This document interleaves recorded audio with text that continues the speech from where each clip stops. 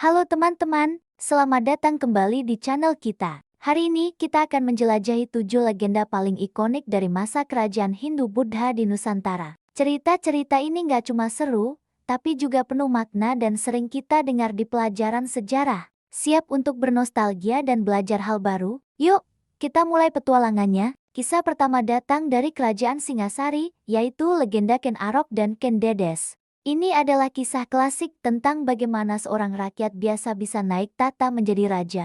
Ken Arok, yang awalnya bukan siapa-siapa, jatuh hati pada Ken Dedes, istri dari penguasa Tumapel saat itu. Konon, Ken Dedes memiliki wahyu keprabon, sebuah tanda bahwa ia akan melahirkan raja-raja besar di tanah Jawa. Ambisi Ken Arok untuk memiliki Ken Dedes dan merebut kekuasaan membuatnya memesan sebuah keris sakti dari seorang empu terkenal bernama Empu Gandring. Sayangnya, karena tidak sabar, Ken Arok merebut keris yang belum sempurna itu dan malah membunuh pembuatnya. Sebelum meninggal, Empu Gandring mengutuk keris tersebut, bahwa keris itu akan membunuh 7 keturunan Ken Arok, termasuk dirinya sendiri. Dan benar saja, kutukan itu menjadi kenyataan. Legenda ini mengajarkan kita tentang ambisi, perebutan kekuasaan, dan bagaimana setiap perbuatan akan selalu ada balasannya, atau yang kita kenal sebagai karma. Selanjutnya, kita terbang ke masa keemasan Kerajaan Majapahit dengan legenda Sumpah Palapa Gajah Mada. Siapa yang tidak kenal Mahapati Gajah Mada? Seorang tokoh besar yang namanya harum hingga kini, saat diangkat menjadi Pati Amangkubuumi Majapahit. Gajah Mada mengucapkan sebuah sumpah yang sangat terkenal, Sumpah Palapa. Ia bersumpah tidak akan menikmati kesenangan duniawi atau amukti palapa sebelum berhasil mempersatukan seluruh wilayah Nusantara di bawah naungan Majapahit. Sumpah ini bukan sekadar ucapan, tapi sebuah janji suci yang menunjukkan tekadnya yang luar biasa. Gajah Mada membuktikan sumpahnya dengan memimpin berbagai ekspedisi militer yang berhasil memperluas wilayah kekuasaan Majapahit hingga mencakup hampir seluruh wilayah Indonesia modern dan sekitarnya. Kisah Sumpah Palapa ini menjadi simbol abadi dari semangat persatuan, nasionalisme, dan betapa kuatnya sebuah tekad untuk mencapai tujuan yang mulia. Sekarang, kita mundur sedikit ke masa yang lebih awal, ke Kerajaan Sriwijaya, dengan kisah Dapuntahiang. Dapuntahiang adalah pendiri Kerajaan Sriwijaya, salah satu kerajaan maritim terbesar dalam sejarah Nusantara. Menurut prasasti Kedukan Bukit, Dapuntahiang melakukan sebuah perjalanan suci yang disebut Sidaya Yatra. Ia memimpin 20.000 tentara melalui darat dan laut untuk menaklukkan wilayah-wilayah baru dan mendirikan sebuah kerajaan yang makmur.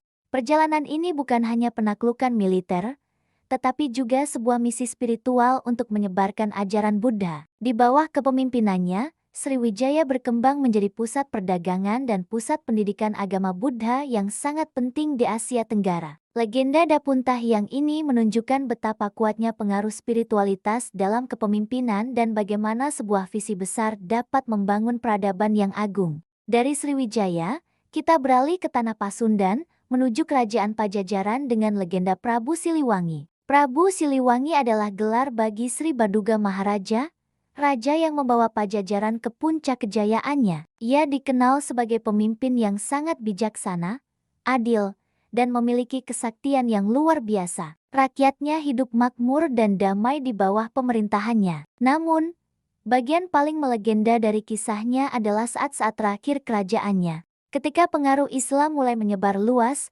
Prabu Siliwangi dihadapkan pada pilihan sulit. Menurut legenda, alih-alih berperang melawan keturunannya sendiri yang telah memeluk Islam, ia memilih untuk moksa atau menghilang secara gaib bersama para pengikutnya yang setia di hutan Sancang. Konon, mereka berubah wujud menjadi harimau putih untuk menjaga tanah Pasundan. Kisah ini melambangkan kebijaksanaan seorang pemimpin dalam menghindari pertumpahan darah dan kesetiaan pada keyakinan hingga akhir hayat.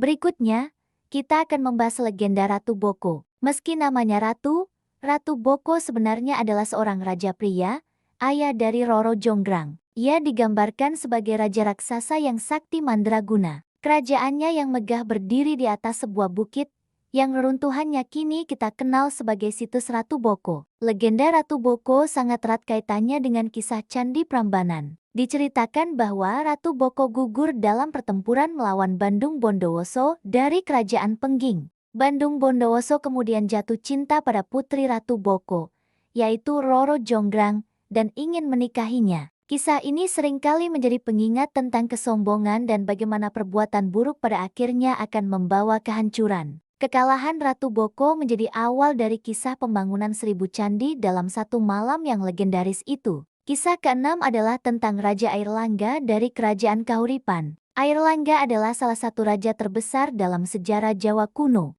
Masa pemerintahannya penuh dengan perjuangan untuk menyatukan kembali kerajaan yang terpecah belah akibat serangan dari kerajaan lain. Setelah berhasil memulihkan keamanan dan kemakmuran, Airlangga dikenal sebagai pemimpin yang sangat adil dan bijaksana. Namun, di akhir masa pemerintahannya, ia dihadapkan pada masalah suksesi antara kedua putranya. Untuk menghindari perang saudara yang bisa menghancurkan semua yang telah ia bangun, Airlangga mengambil keputusan yang sangat berat. Ia membagi kerajaannya menjadi dua, yaitu Kerajaan Janggala dan Kerajaan Panjalu atau Kediri, yang dibatasi oleh Sungai Brantas. Keputusan ini menunjukkan betapa besar rasa pengorbanan seorang pemimpin demi menjaga perdamaian dan kesejahteraan rakyatnya di atas kepentingan pribadi dan keluarganya. Sebuah pelajaran tentang keadilan yang tak lekang oleh waktu. Terakhir, mari kita bahas legenda di balik salah satu keajaiban dunia, Candi Borobudur.